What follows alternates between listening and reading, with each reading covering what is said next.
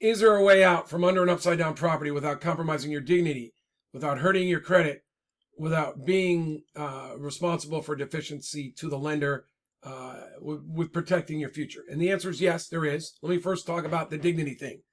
Your lender had a choice. They could have just lent you money based on your handshake or your word, but they did not. They didn't. They agreed to lend you money, but really what they did was they lent money against the property. They took a lien against the property, and if they're not getting paid, they're like, well, they probably put enough down, so when we get the property, we'll get it back 9 times out of 10 without being in a loss. So they didn't lend a property. When their collectors are bringing stuff up, first of all, you can have us send a cease and desist letter. I'm a broker and attorney. But second of all, if you want to have a little fun with them, you're like, really? You did it because I promised and not because you had a lien against the property. I mean, your lender decided to lend in California based on property values, and the fact that they could get the property back. So that's the dignity thing. Secondly, there are short payoffs.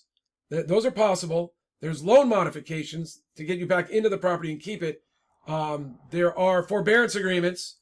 And then there's what I think might be a great move in the beginning, where you could, some lenders allow you to do a deed in lieu and foreclosure while you're still current.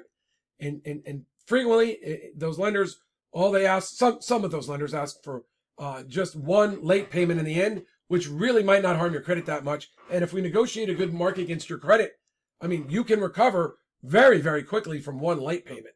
Now, does that happen all the time? No, I'm not promising it. But I'm saying if it's important to you, like, let's start. Like, there's so many ways to leverage a loan in California. One of the things you should consider is starting with a deed in lieu while you're still current, if you can afford it. Maybe we can get it done. It depends on the lender. Might depend on the circumstances, but it can be done. We did it in the past. And this is a great time to do it, because this is a period of time where it would make sense for a lender to want that property back rather than waiting about a year to get it back, in which case over that year, they're going to lose a lot of payments. And we're saying, look, the leverage you have over my client is the credit, and what the leverage we have over you is the property and the income that we can derive from the property, or the capital your lender could regain if they sell it now. So it's really like, you should talk to your lender about this, because this is really a big risk for them to say, I'd rather have this property back in a year without a year missing payments, or take it back now, right now, for my client. Like, we can get deed in lieu done with that logic. UpsideDownRealEstate.com. My name is John McConnin. I'm a broker and an attorney. Thank you.